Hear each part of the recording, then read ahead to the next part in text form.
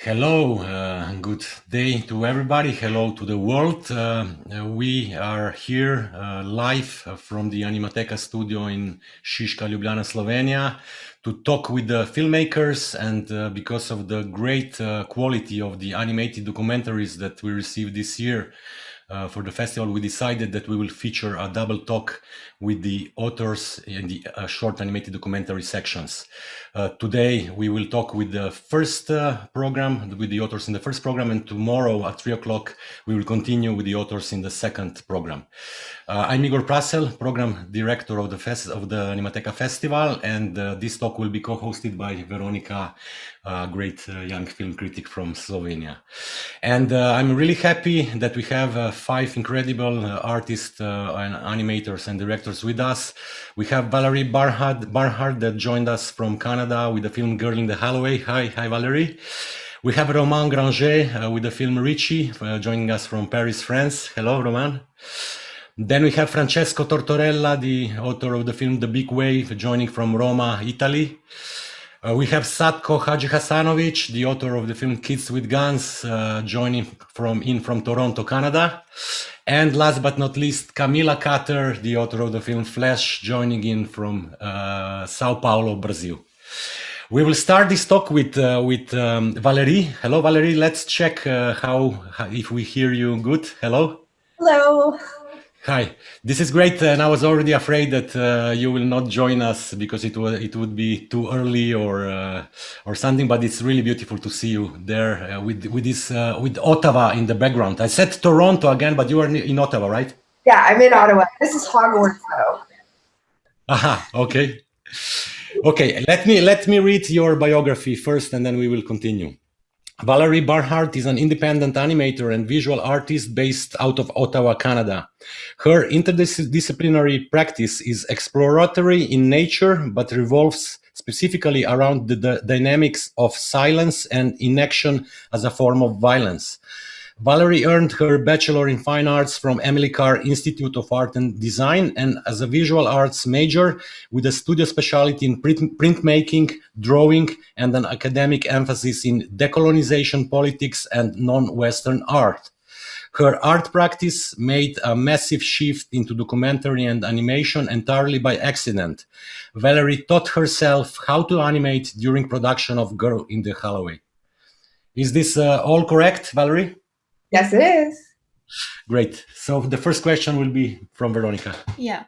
So Girl in the Hallway is an animated docu-horror, a true crime story of sorts, which through a powerful spoken testimony observes the subject of passive indifference and the consequences of our inaction. But the fact that the little girl is that in the center of the story is indigenous puts the entire story in even darker context. So what made you tell this story through an animated film form, and was the little girl's ethnicity an important factor while creating it? Yeah,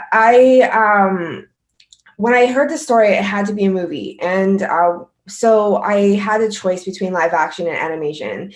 And when I thought about what I would do in live action, I would have to fly out to Vallejo, California. I'd have to get some B-roll. I had to find the people and film them. And I just felt like that wasn't capturing the spirit of what Jamie was doing with his words. And I felt animation was just a better place because Jamie was creating a psychological space, and in animation, I'm free to do that. And I felt animation was the best form for this particular story.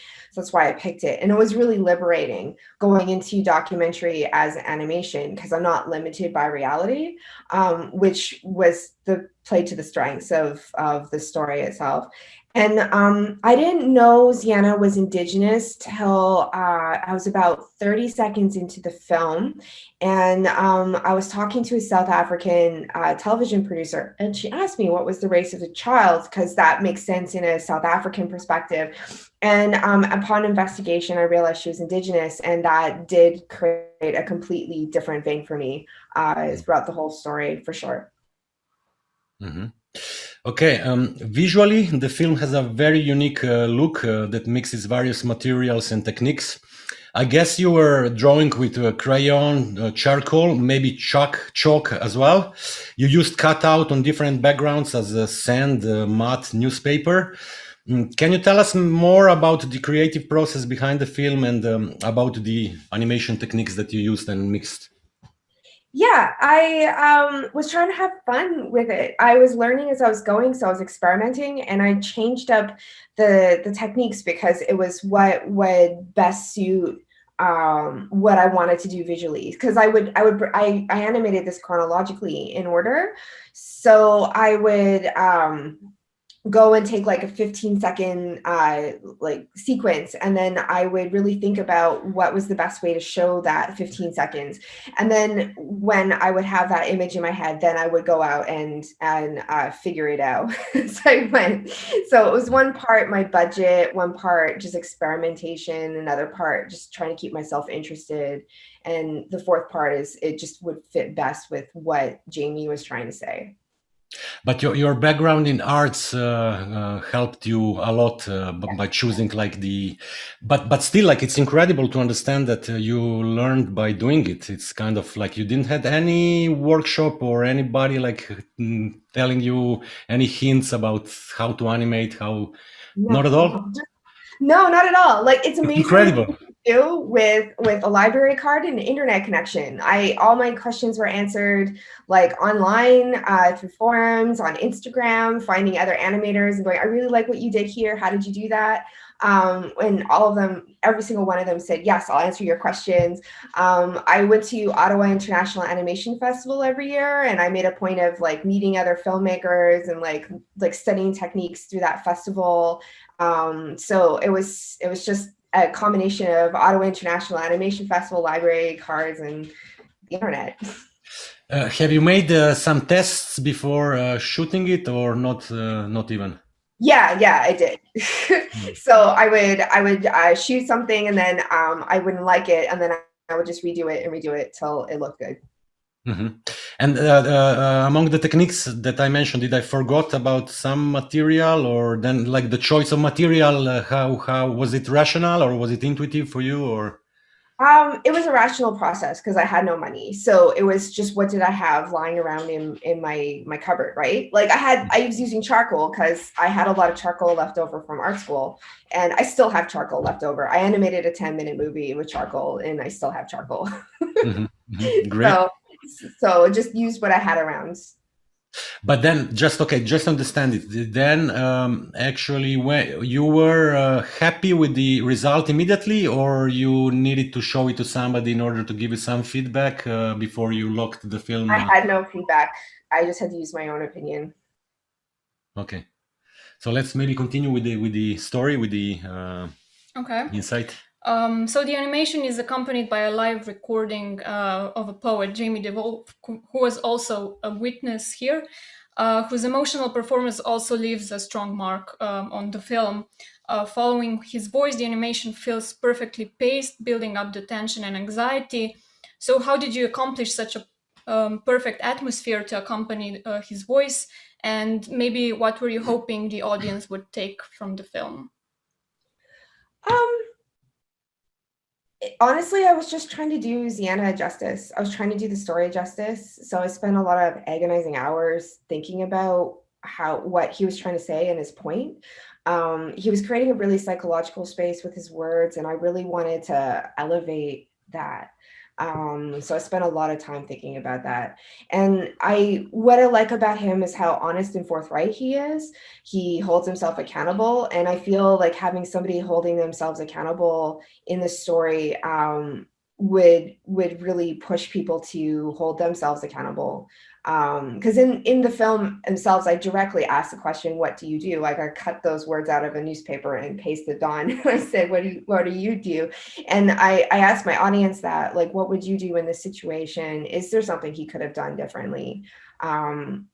Hindsight's always 2020, right? And I want people to think about what, like, if they see something wrong and they do nothing, like, they're part of the problem. And I want people to reflect on this situation, which is Jamie's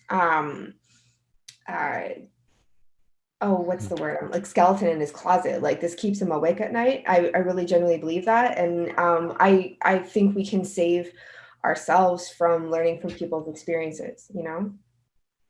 His speech was recorded in Los Angeles live, right? So In San Francisco, yeah. San Francisco. Okay, so actually he was performing in front of the audience, and he recorded it and sent it to you, or you fly it over there? No, I found it on YouTube.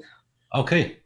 Yeah, okay. I just like poetry. So I was watching poetry slam poets on YouTube, and I came across his story. I listened to it like 3 times in a row. I was like, oh my God, this has to be made a movie. This can't just stay as a poetry. Like, this has to be a movie. What was in my head, it was just, this had to be a movie. And I didn't really think it would be hard.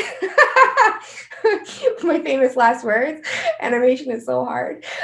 So I thought, oh, how hard can this be? And I'll make this movie. Like, why not? Because no one else is going to make it. So that was really how I went forward with that. But after hearing this, then you contacted him, obviously, or you got in touch with him and asked for permission and actually explained to him that you want to make a movie. So what was his reaction? He was happy? He was happy. He thought I was just making a shitty fan video. So he was just like, yeah, you want to make a fan video and I can use it if it was good. Like, no problem. You do what you need to do, hon. And so I was like, okay. And I went off by myself and did it. I think Veronika, she has a final question. Yeah. So the little girl always wears a red dress, and her appearance also draws an interesting parallel to the tale of Little Red Riding Hood.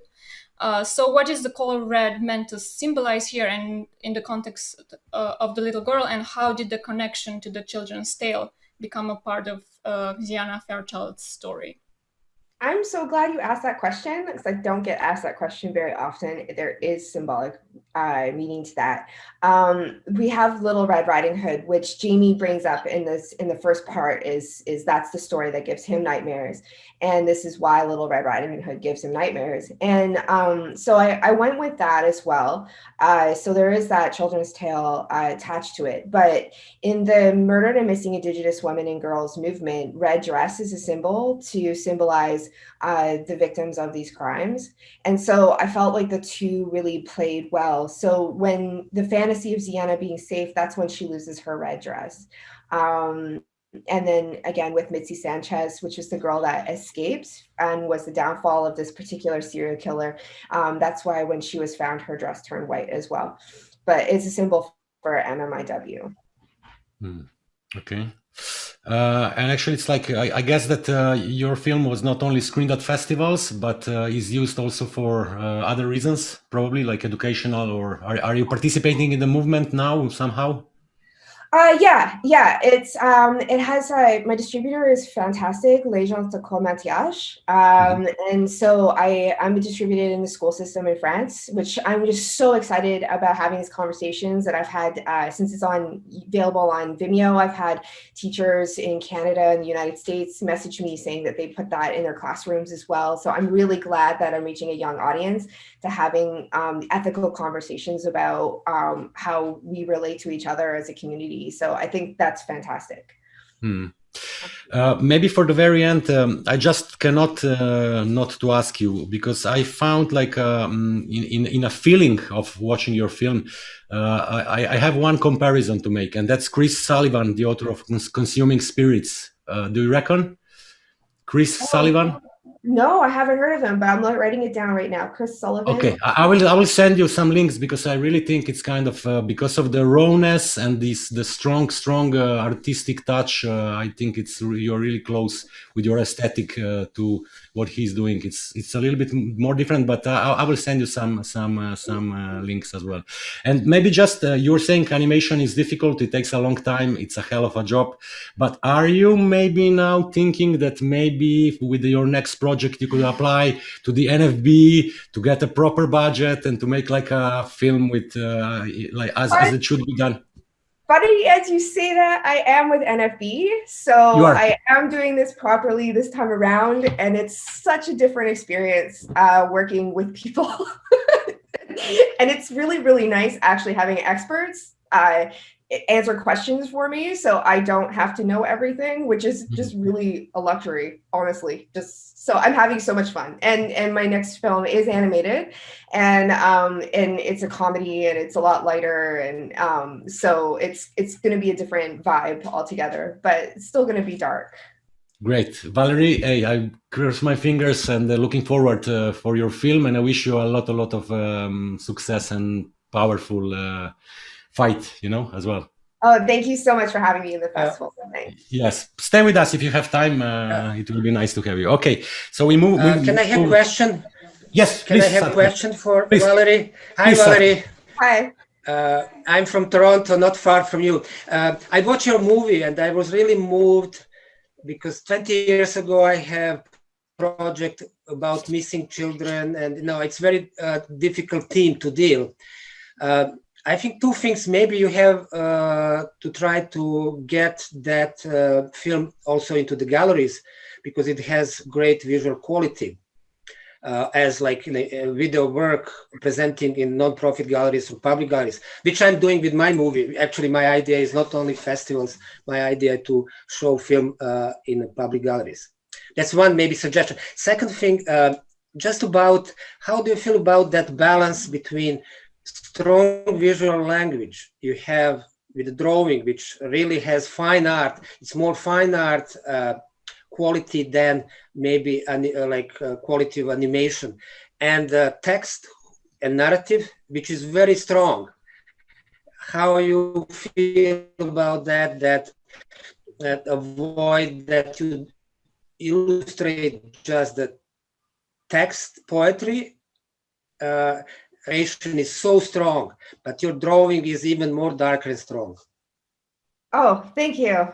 Yeah, it was a lot of work. It was a lot of work trying to find that balance with the words and the image, for sure.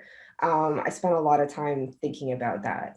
That's why this film took 3 years. So a lot of time thinking, because it wasn't 3 years of just animating, because like I'd spend months just thinking about one, like 30 seconds. Like, just what am I going to do in this 30 seconds? Yeah.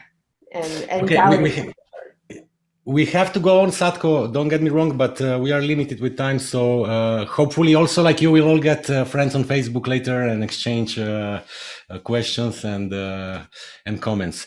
But okay, let's go to Paris. Let's go to see Romane Granger, the author of the film Richie, and her biography goes like this. Romane Granger got her diploma from NSAT in 2019. She's now working between illustration and animation. And her filmography, she made another film in 2017, Utsukushiki Tenen.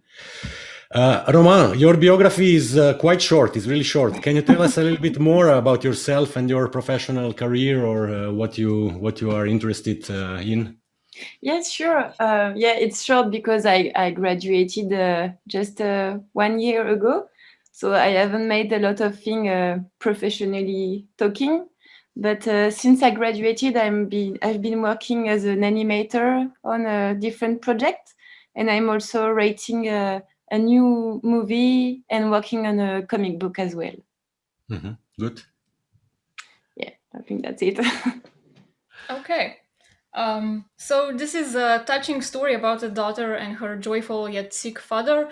And it feels very personal. So I was wondering if this is a story about you and your father, and what made you decide to turn this beautiful relationship into an animation. Yes, this is the story of my father and me. And well, at first, it was a school assignment. We had to make a short movie. I think it was on the third year. Just the only rule was there has to be 2 characters. And so I was thinking, maybe I'm going to do something with my father because he is so funny and he has lots of funny things to say and he always makes lots of jokes. So that was the beginning of it. And but I didn't make it for my third year. I made it for my graduation year because it took me 2 years actually to do all the recording interview with him. And yeah, I wanted to talk about this story because so when my father got sick, we wouldn't talk too much about it. We were really silent, like, okay, let's not talk about that, so it will be as if it didn't exist. And right after we begin to talk about it, I think it was like 1 year or 2 years after he came out of the hospital. It was at the first, since the first, we talk about it in a very funny way, just making lots of jokes about that, so it can not be so tragic. And so I think this is what made me want to make the movie about it, like the switch between tragic and fun, and I think it was interesting. Can you tell us more about the character design? Actually, like understanding you had to design yourself and your father in a way, and also how you work with the audio recordings. Were they indeed recordings from a cassette tape shown at the beginning of the film? Yes, so the audio recording, I made 2 of them. It was not on the tape, it was on a regular, I don't know the name of the thing, like recording machine. The Walkman, just the recorder. Yeah, no, it was I wanted to have a childhood look. And so I remember that when I was a kid, I was always listening to music on Walkman. So I wanted to include that in the audio thing. But actually it was on a regular, like modern recorder. Yeah. Yeah, so I made 2 interviews, 1 year of difference. Like 1 year I made 1 interview, and the year after I make a new interview. So on the first record, my father was, well, actually he was a bit drunk because we were in a bar, and so he was telling really silly things and funny stuff and talking bad about the government and making jokes. And the year after, when I interviewed him again, it was in a bar also, but he was not drunk, and he was much more melancholic, and he was more talking about, the future, I want to have grandkids, I'm so proud of you. And so I like the mix of those 2 interviews, and I choose to mix them up, even if the sound is not really good because I didn't really know how to use the machine, so it's really noisy, but I said, okay, fuck it, I'm gonna use it anyway. And for the character design, I wanted the story to look as if it was only childhood memories. So that's why I draw myself as a really, really small kid. And the father as a really, really big dad with his the face on the belly to symbolize the scars he has now thanks to the sickness. But did this story at the no? Okay, Veronika, you go. Okay, no, I was just wondering about the appearances of ducks throughout the film, because they appear quite frequently, and there's this one sequence where father jokingly compares himself to one, but I was wondering if there's like a special meaning behind that, or like a hidden metaphor in the ducks. Not really. Well, there is the metaphor he talks about when he say he is like a duck because he shit all the time. And it's a joke he makes every time, and I find it really funny, and I find the ducks really funny because they make funny noise, so I wanted to put them everywhere. the story ended in a good way, right? So it's still, everything is okay. Like you're still making jokes with your father regularly. And what did he say when he saw the film? Oh yeah, that was a really intense moment when he first saw the movie, because I haven't shown him anything. I just made him listen to a first version of the audio, the audio cut, and he was really concerned. He was like, "Oh, you can't put all the bad word I say. I will look like a stupid moron guy. Don't do that, don't do that." But I convinced him it was okay, and so I was a bit worried when he saw the movie, because it was at my school in the big amphitheater, so on the big screen, and really pretty intense. And when we saw it together, he didn't speak for like 10 minutes. He was with his sunglasses like that, and after he just told me with a fragile voice, "I'm really proud of you." So I think he was really happy about that, because he always wanted to be an actor, a movie star. And I was like, okay, now I'm a movie star thanks to you.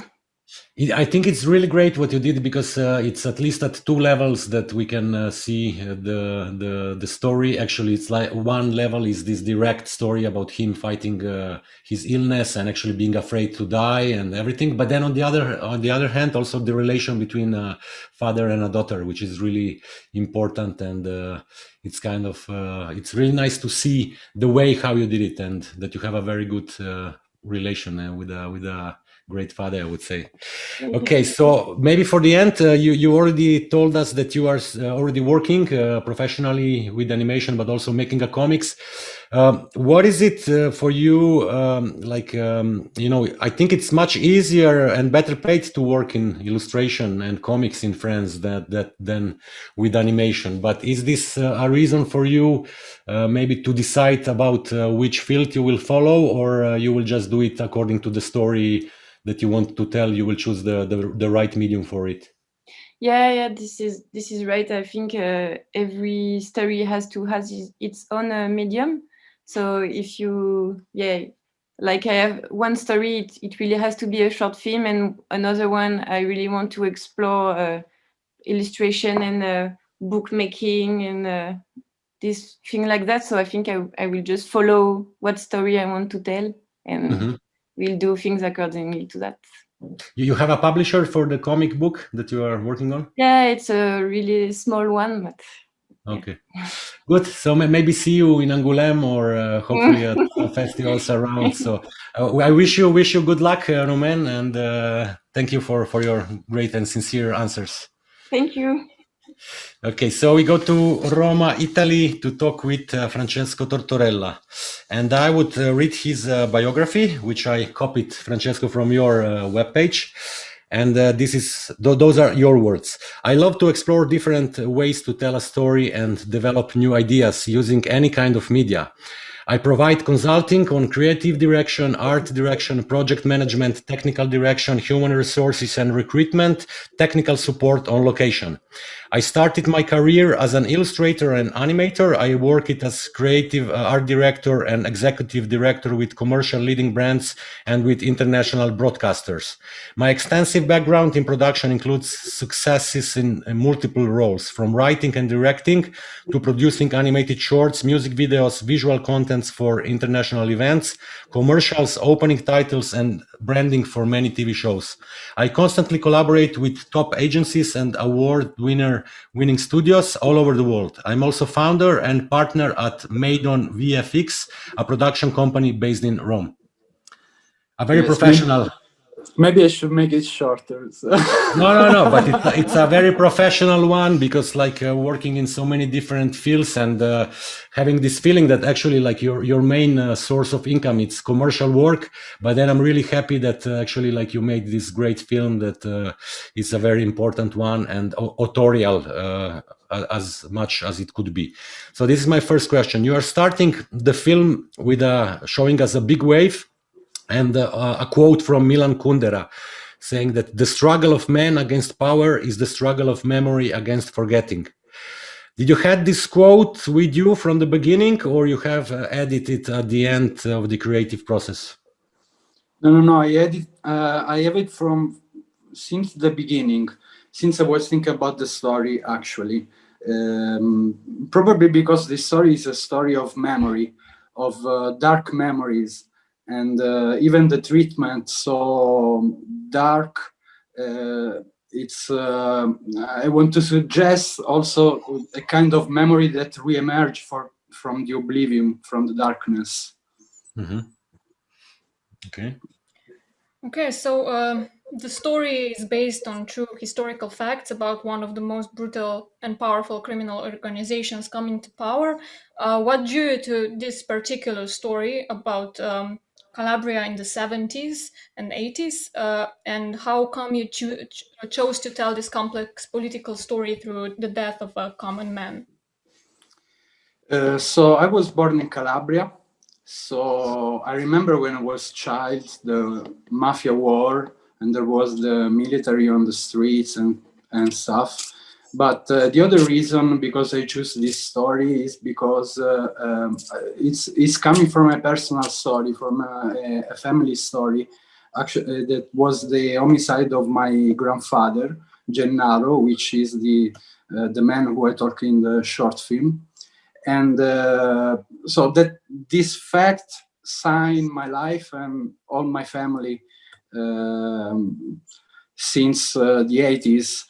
So this story is I have this story inside from a long time. I mean, then when I grew up, I found out that that homicide is just a piece of a very bigger plan. And so I decided to tell this story and then try looking through a common man, see the environment at the time, that it's really important because it's the moment when the mafia changed assets and became the modern mafia like we have right now. Very connected with politics and Freemasonry and institutions, so in all level of the society.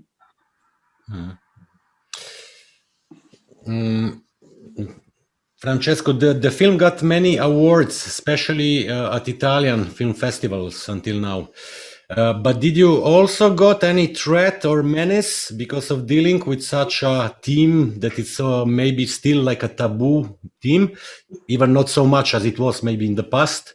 And also, I'm saying that even if many Ndrangheta bosses and soldiers are in prisons nowadays, the organization is one of the richest, most powerful, and most secretive criminal group in Italy and maybe in the world. Is still existing today, still active. So yes, and probably now is the moment of most incoming because the crisis and because they are the only that have cash right now and a lot of cash, and so they are everywhere. They are in Canada, they are in Slovenia, they are everywhere in the world, and it's difficult to see that because they are clean outside. I mean, no, there's a white collar army of professionals that satisfy all the financing problem. I mean, no, and made everything is possible for those organizations. And so I think also it's a cultural thing. So that's the reason why I decided to make this film. I decided also to make it in animation, also because the movie industry right now tend to glamorize too much the mafia mobsters, maybe charging them of values like respect and honor, but they're totally inexistent in those persons. And so that's my point of view, and that's why because I wanted to represent them in such a disgusting way. That's it. I don't want to make them hero. But did you got any criticism, or even worse, like menace, or like, you know? No, actually, no. Sorry, I don't answer to your first question. No, not for this work. Sometimes critics, because some people told me, but you talk about mafia, you can talk about lots of good things that we have, but that's the point. We have to talk about these bad things to know them and be able to refuse them, to not be blind in front of them. Especially maybe the young generation should see your film in Italy to understand better what's going on, just to not being afraid of talking about those things, right? True. That's true, and was an unexpected to me. Have a lot of feedback from young people. That was a surprise because it was my intent, but I wasn't sure to achieve this result. Also because I guess there's no case history about it in animation about Ndrangheta or mafia. Maybe my major inspiration was a couple of masterpieces like Persepolis of Marjan Satrabi or Vals with Bashir. And that's my idea, to tell a difficult story, a complicated story, in a way that everybody can get a connection in some way. If I think about those films that inspired me, I discovered that story because the animation, because the magic, because they choose a different way to tell that story. Probably if was a live action film, I never have the opportunity to discover that fact. So that's the idea that moved me to make the big wave in animation. So you use a really dark color palette, full of dark shadows that depicts the really dark time in history, as you already said. So if you can tell us more about the animation technique you used. Yes, I started from a couple of sketches I did during the years. This idea take form in my head during a lot of years of work.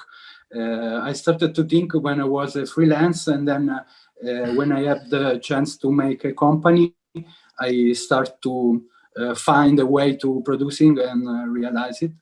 I started from illustration, and so I wanted to keep that painted feeling, that metallic feeling of the illustration.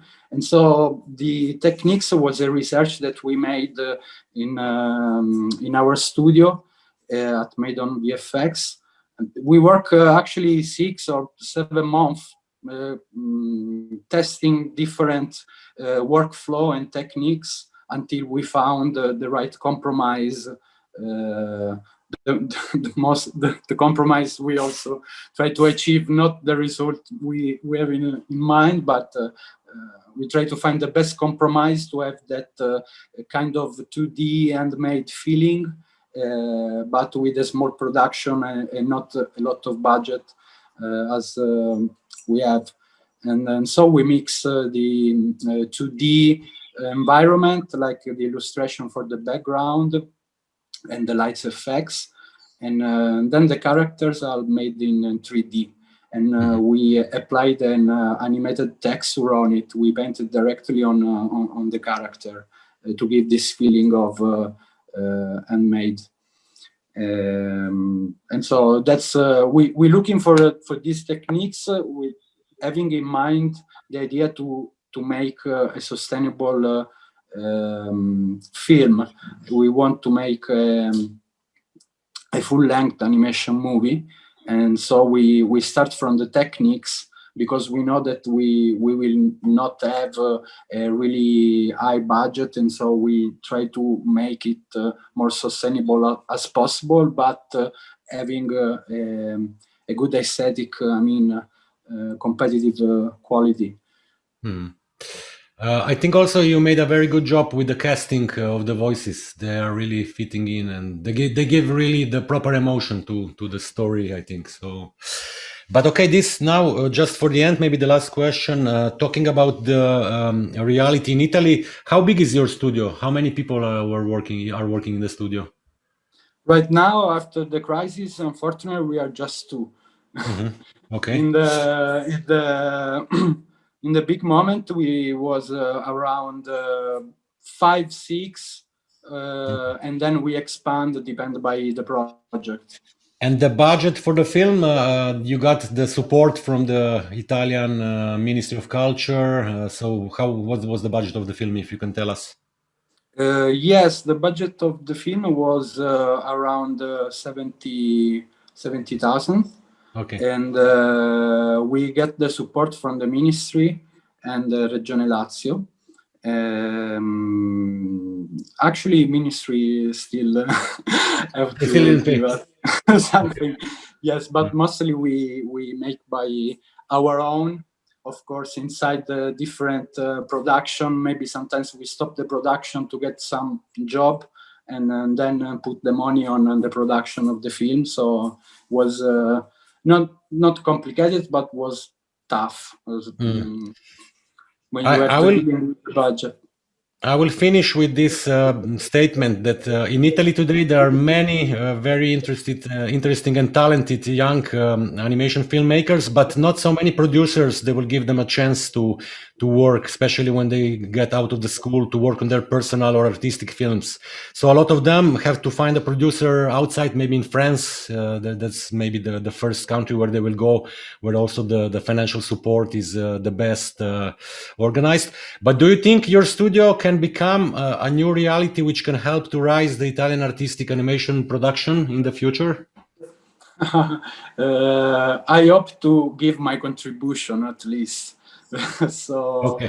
Very diplomatic. Yes, because I believe that's a lot to work and nobody can do it alone. And so it's important to know each other, to make network, to find solution, and to see this production like an opportunity for everybody, also for the producer. Okay, Francesco, tante grazie. Thank you very much, and good luck with your next project. We hope to screen your feature film at our festival. Take your time, because it will take. Thank you for inviting me. Thank you for inviting me. Thank you. Okay, let's go back to Canada. And we will talk with Sadko Hadžihasanović, and I will first read the biography. Sadko is a visual artist who exhibited the work in Canada, USA, Bosnia, and Serbia, and Slovenia as well, we heard before. He has recently started to make short animations using fine art drawing technique on paper. He screened his films in Ljubljana, Banja Luka, Tuzla, and Toronto. Hello, Sadko. Also a very short biography, because you concentrated here on your film side. It could be much bigger if you would talk also about your fine artist part, right? Hi, everybody. Again, my name is Sadko Hadžihasanović, and you started biography. I'm basically visual artist, painter, and printmaker, and I have been in practicing like almost 40 years. I got my education in a fine arts academy in Sarajevo, 1982. In Belgrade, I got my master, and I have intensive career as an artist there, exhibiting in former Yugoslavia. The war started. I escaped with my wife to Sarajevo and moved to Canada and restart my career as an artist, which was very difficult. You know, I always say to my students, never change your country if you are not famous. Mm-hmm. And I didn't have interest in animation. I will be honest, you know, because in that time I have thinking that animation is too stylized in presentation. It's based on cartoon and comics. But in 2006, I saw exhibition of William Cantridge. He's a South African artist, well-known, exhibiting in Venice Biennale. And in that show in Toronto, he has animation. And I was strike what he did, because he's just drawing and have ability to translate in moving pictures. You know, and I really like that show, but I didn't have idea how to maybe do something in my art. And fortunately, my daughter Hannah start studying in Toronto in Ryerson University, and that gave me possibility maybe to do very short animation. And I did first one in 2016, and this is my third movie. I'm really enjoying. I'm not still thinking myself like filmmaker, and my idea also about doing movies is to make moving my drawings in the form of the animation and present in the gallery, because I use really old technique. Like, what is my process? It's very simple. I film something which I want to draw and animate.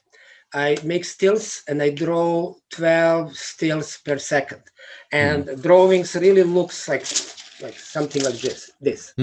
And like for this movie, I produced probably around 600-800 drawings, and I spent like for each drawing probably half an hour. But I really enjoying that quality that is a real drawing.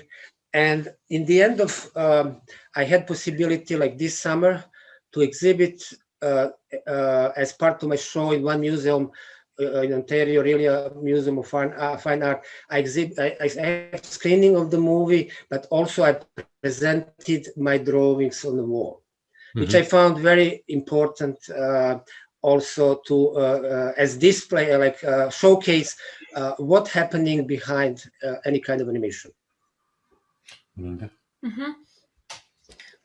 So with this film, you sort of recreated your painting that we can see behind you, Kids with Guns.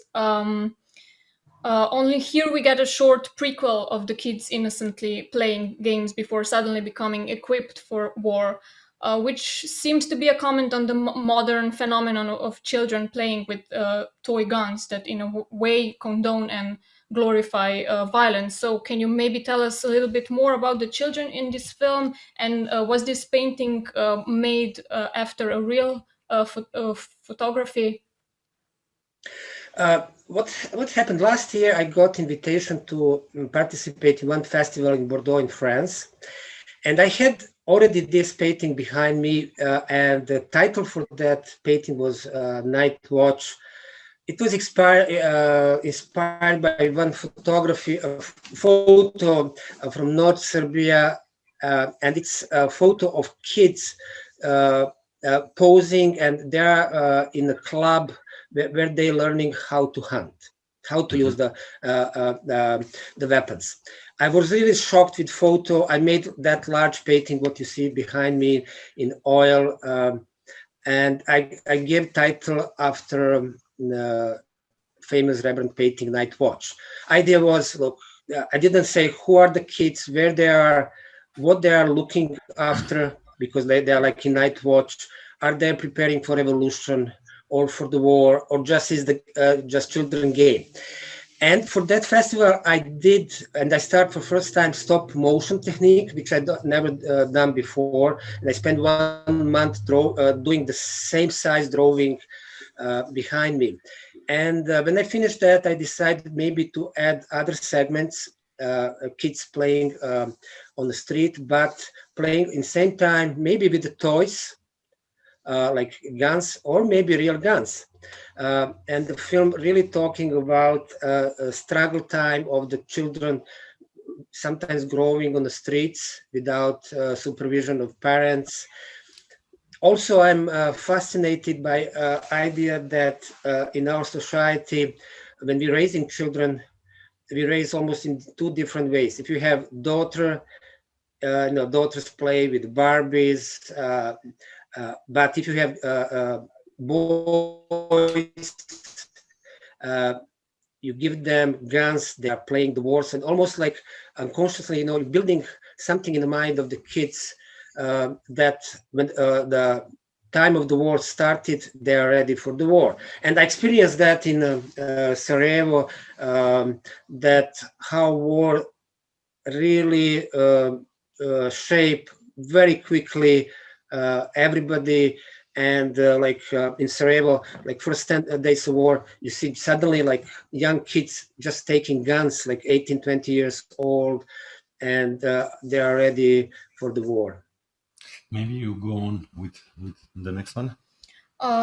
Yeah. So are we right to assume the film as a comment of the children's early loss of innocence, having been exposed to Bosnian war at a very young age? And maybe since you're coming from a country that was torn apart by ethnic conflict, but have now found yourself in a culture where wars and guns are part of the country's pop culture and daily consumerism, has this in any way affected your body of work? Of course, that the movie is not directly addressed war in Bosnia. It's like, I think the art should address not only one local place that's addressed like other places, but also we have very interesting situation in North America about North American guns culture, and I'm really worried about that. Where we have like high industry of producing guns, like not much in Canada, but in the United States. And the movie in the same time is a critique of that culture which exists around us.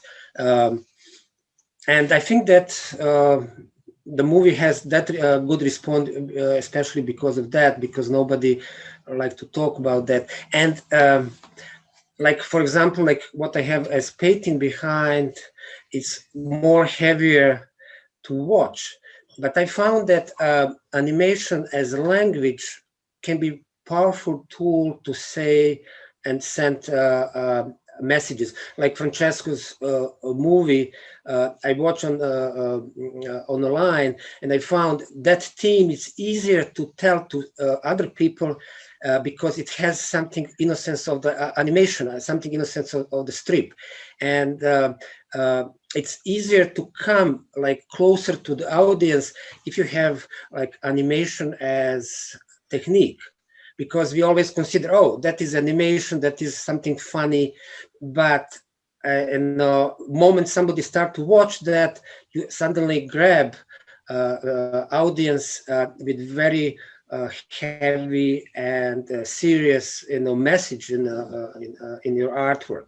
And I believe that art has to deal with the time when we live, and it's always a message where we live and our comment. Can we change something? I don't know, but our duty is always to say something, I don't know how power of art is strong, but in retrospective, we always voice about what's happening around us.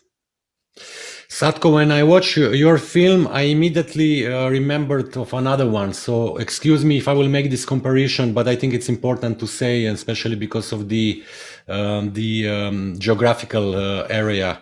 So there is a great short observational documentary film on this topic made by a Croatian director, Nebojša Sljepčević. The title of this film is Muški film, Real Man's Film. And the synopsis goes, in Balkans, every generation has its war. Sons are continuing fights started by their fathers. There are rifles and pistols in every hand. Concentration of arms has reached a critical point. Even the smallest incident would be disastrous to this fragile peace. Watching children playing with toy guns makes you wonder, what are we leaving to the next generation? Have you seen this film? Have you seen this? I would like to see that. I will send you a link. I will send you a link because I think it's important. And actually, it's just almost, it's telling almost the story, like a statement, like almost for me, which I never use, And I think that is a really strong statement what's happening on Balkan. But it's not only happening in Balkan, it's happening in Africa, now it's happening in the Middle East. We don't have in North America like a real war, but there is a like hidden war which is happening like every day in America when kids also doing crime and killing each other like in schools. It was my theme, not in movies yet, but in my paintings I called Flowers of Evil, and I have portraits of kids who did and committed crime, because I was interested why like kids doing that, even sometimes they become part of the war in real war zone, but sometimes they do crime and taking guns also in North American culture. And I find why is that? Because we are living in very aggressive popular culture of the of consumerism and video games. And when kids consuming that, they consuming use of the guns very shallow. They think that is a play, but they don't know what is the really idea behind killing. And that is why it happened that, it was many cases in United States that child pick up 4 years or 6 years rifle and kill other kids in a school and returning to home and didn't know what he did, because the kids don't comprehend idea about killing. And that is very important theme, and that's happening again. We didn't learn anything in the past. Like in the Balkan, you have war every 40 years, and even think that things are preparing again because tensions are so big, and that's easy to move young people to follow leaders. That's really a shame. Okay, Sadko, Hadžihasanović, thank you for your words. Let's try to see some hope, like you were saying, at least through arts, and let's try to make this world according to what are our beliefs, and try to fight stupidity and violence, at least with art and culture. Yeah, I like to really thank you to the Ljubljana Festival, because you really support even my first movie, B-Boy, like 4 years ago. And, I always think really thrilled whenever I have film in any festival that I reach public, which is not my public. My public is people in the galleries, and it's always thrilling to get response. Thank you very much. Thank you, Sadko. And let's go to Brazil. Let's go to Camila Carter, which has also a very long biography that I have to read, so still stand. Okay, Camila Carter is a director, screenwriter, and animator. Camila has a bachelor degree in media studies at State University of Campinas, and in 2012, she was awarded with 1-year scholarship in film and television production at Anglia Ruskin University in Cambridge, the UK, by the Brazilian government program Science Without Borders. She has recently received the 2020-2022 Reanima Animation Scholarship for the European Joint Master in Animation, a new Erasmus Mundus Joint Master's degree in the area of animation and the creative arts. Due to COVID, the program has been delayed 1 year, but will continue in 2021 in 3 host countries, Belgium, Portugal, and Finland. Camila created and is co-director of Lesma, a week-long animation event in Campinas, Brazil in 2019.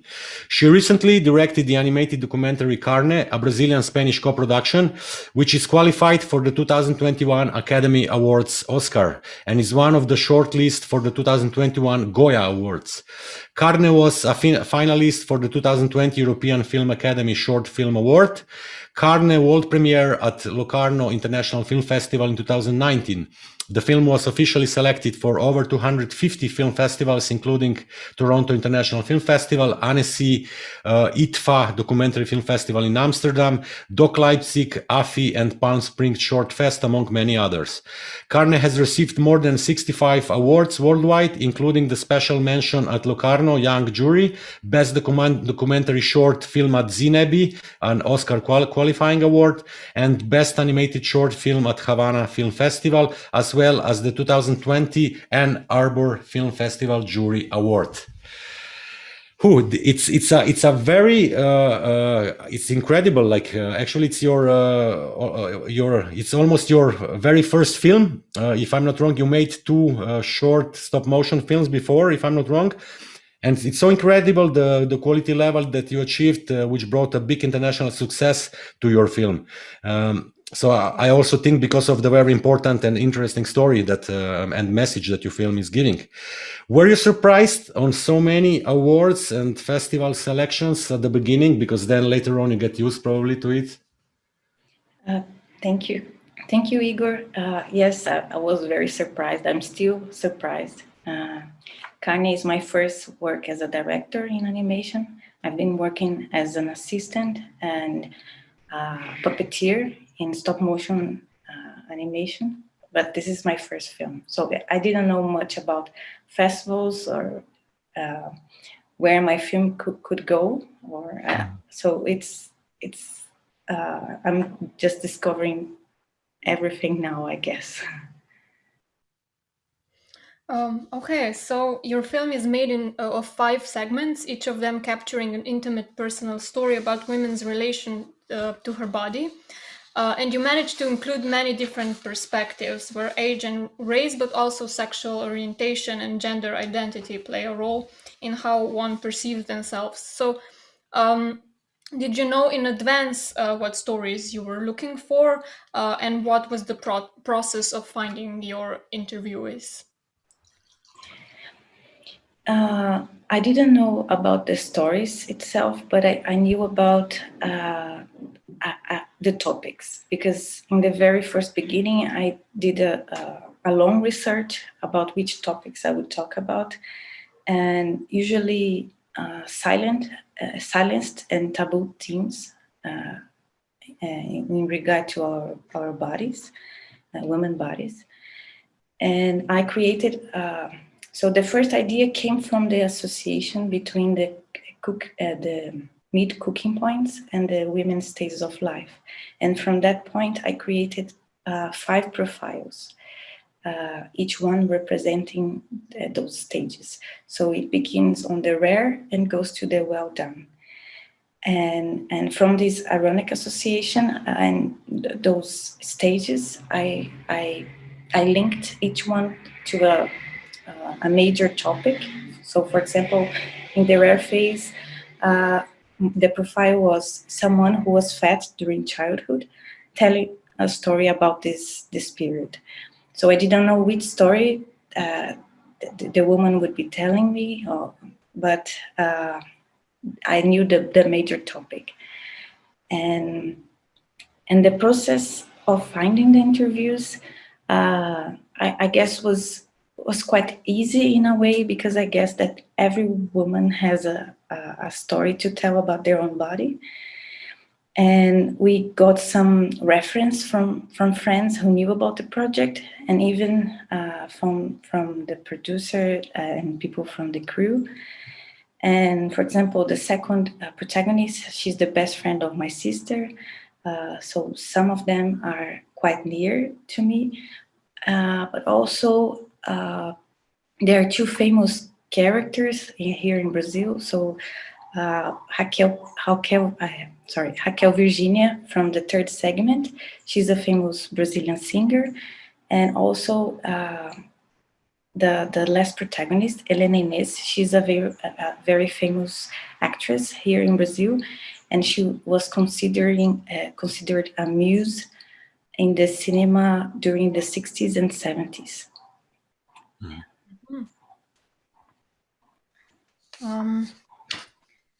Well, so The women's stories convey a range of different experiences, like you already said, from weight problems to Black identity and transsexuality. And the visuals also represent a variety of different animation styles. So each segment is actually made in a different medium.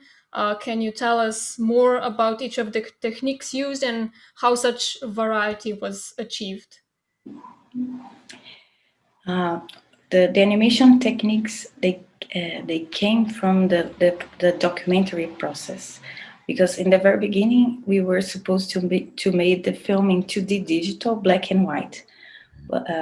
And after interviewing the first protagonist, Raquel Patricio, and hearing her story about her mother, who was a nutritionist, and being fat, and also her relation with food, I decided to represent her story using a dinner plate as my canvas, and painting over it, using also food, and making a very scary doll. So from this point, I only had interviewed her, so it was a challenge to try to associate the next testimonies to the animation techniques. So when I was interviewing the other protagonists, I was always thinking which would be the best animation technique to tell this story, even in a sensorial association, because we are talking about body and very personal experiences, and I thought that using animation as this sensorial potential that animation has could be really good to talk about these hard topics. And for example, in the second segment of the film, the protagonist is called Larissa Raal, and she's talking about menstruation and period, and also puberty. And we decided to represent her story using watercolor animation, because as in real life, this stage of life is very uncontrollable somehow, and it's the same way with watercolor, I guess. And it looked like blood when we were painting in the red color. So we tried to do this sense association with each one of the testimonies. So also in the fourth segment, Valkyria Rosa is talking about the perimenopause phase and how her body is changing a lot and it's painful, but she's more mature. So we choose natural clay as our main material, and she as a material that is not as uncontrollable as watercolor. It's in a way more dense, mature, I don't know. That's how we try to associate everything. I'm interested, I want to know three more little things for the end. Actually, did you had some points of references before starting to make it? So did you had a film or a style that you say, okay, I want it to look like this, or this is the way, like a director or a film specific one? Yeah, I think I had more references about women animators that were approaching similar topics. For example, there's the film of Michelle Cournoyer. I don't know if I'm saying her name correctly. Yeah. The Hat. So it was a strong reference for us. And there's a Brazilian film called Guida by Rosana Urbis, which she portrays an older woman in the film. So I guess our in the very beginning, those were our references. Mm-hmm. But afterwards, it came also the technique references. So I don't know, for the natural clay, Jans van Meyer, or for the watercolor technique, there's a Brazilian animator called Daniel Bruzon, and I guess that's how. And the co-production with Spain, which was the point where you got the Spanish co-producer on board, and actually how much did that help you? I would say a lot, because probably they brought in financial support and technical knowledge as well. Yeah. When we were starting the project, we got some finance here in Brazil from the city council in São Paulo, which is called SPCine. And we submitted the film to a Spanish lab, which is called Bridging the Gap. It was in Tenerife, and we were selected. And actually, in this process of selection, a Spanish producer called Chelo Loureiro, she read our project and she emailed us saying she really liked. But she wasn't in Tenerife when we got there. It was a lab mainly focused on pitching, and it was important for us. So we came back to Brazil. We started the interviews, the animation, and during the animation process, as I was saying, we changed everything. It was supposed to be 2D digital, and afterwards 5 different techniques. So our budget was much bigger, and I decided to contact Chelo, and I emailed her. I sent her some clips of the animation we are doing, and she loved it, and she agreed to co-produce. So we had this financial support to finish the animation. Also, the original soundtrack is from a Spanish woman artist. Mm-hmm. The distribution came from Spain, and yeah, that's how we worked together. It was really great. So you think you will collaborate with them for your future projects as well? It's such a strong connection now. Yes. I'm developing 2 short films with Chelo, and also a Carne series. Mm-hmm. Mm-hmm. So Carne series being developed for television, or? We are thinking about platforms, VOD platforms, yes.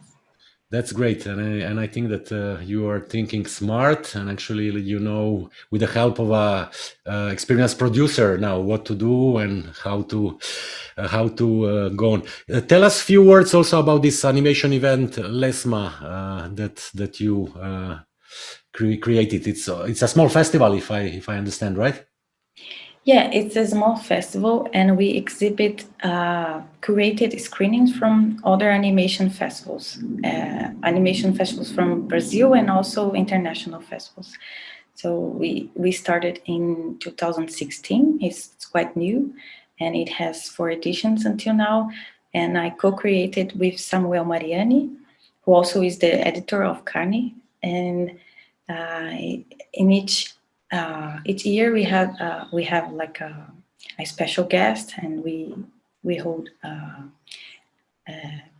workshops and screenings and talks, and it's really fun. And we exhibited some curated screenings from Stop Trick, Múmia, Animage, and Monstra as well from Lisbon. So in the next future, you will host Animateka as well, or? Huh? We would love to, yes. We would love to. Actually, Camila, maybe like next year when you will be traveling around Europe with your stipendium or the artist in residence programs, or when you will be in Vienna, because you won this Tricky Women award as well, no? To come to Vienna, it will be great that you visit us as well. We are really close to Vienna, so we can talk about collaborations, and it will be really great to host you and to see you live and to talk to you more. more. Oh, I would love to. Thank you. I wish you all the good luck with Carne and with all the projects in the future. Thank you for joining us from Sao Paulo. And I thank again everybody else. Thank you for being with us. It's not over yet because at 5 o'clock, Veronika here, she hosted the directors and the producer of a hybrid animated feature film, Zero Impunity. So maybe you listen to that as well. It was a great talk, I heard. And at 8 o'clock tonight, we have a prize-giving ceremony of the 17th Animateka online edition. So you can watch through Facebook or through the festival platform. Tomorrow, as I said at the beginning, at 3 o'clock, we meet again with the directors of the Animated Documentaries short film program number 2, and the closing of our live discussions, Q&As, and masterclasses. It will be tomorrow at 5 o'clock when me and Veronika will talk with the young experimental Croatian animator and director Dalibor Baric, and we'll present the making of his film, of his experimental film. Thank you very much for being with us for this great discussion. You are all great, and we all love your films, and we are happy that we managed to organize this talk. So, bye-bye. Thank you.